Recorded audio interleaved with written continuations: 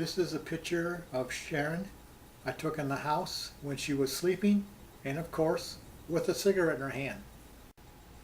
Sharon smoked steady for about 54 years.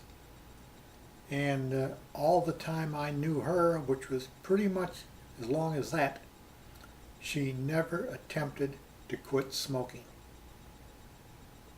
And 54 years of smoking, how did it affect her health?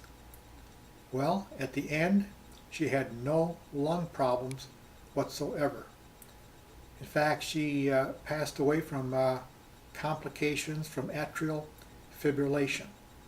Well, many doctors said you ought to quit smoking, it's going to kill you, etc. Yeah, okay?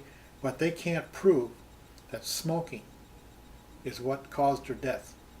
Anyways, in that amount of time, there was once that she made a sincere effort to quit smoking.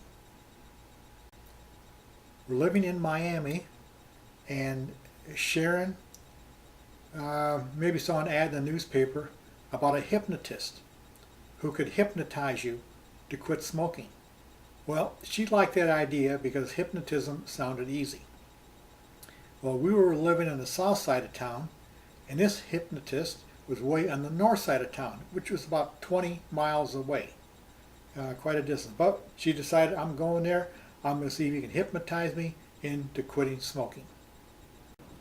We were sitting in the waiting area of the hypnotist's office, if that's what you want to call it, and suddenly out from his inner office walks her sister, Margaret, along with her husband, Dave, coming out of his office. And she just looked stunned and surprised. What are you doing here? You know, the typical, what are you doing here?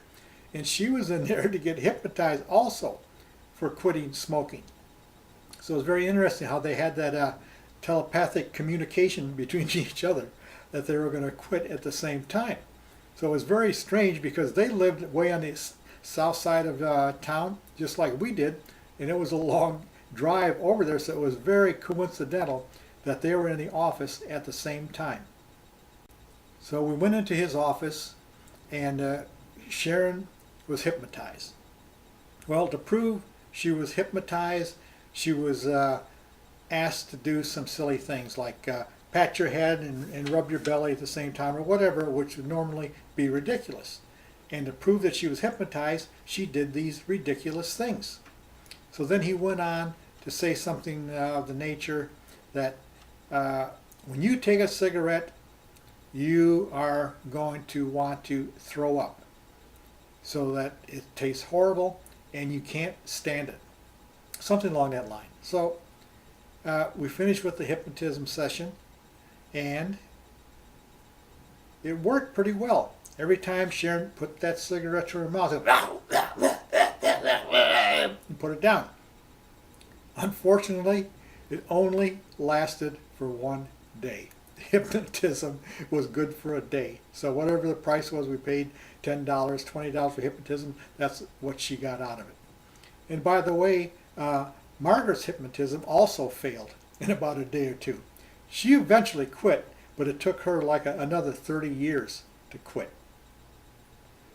So that's my story of Sharon trying to beat the smoking habit. You tried at least, babe. Proud of you for that.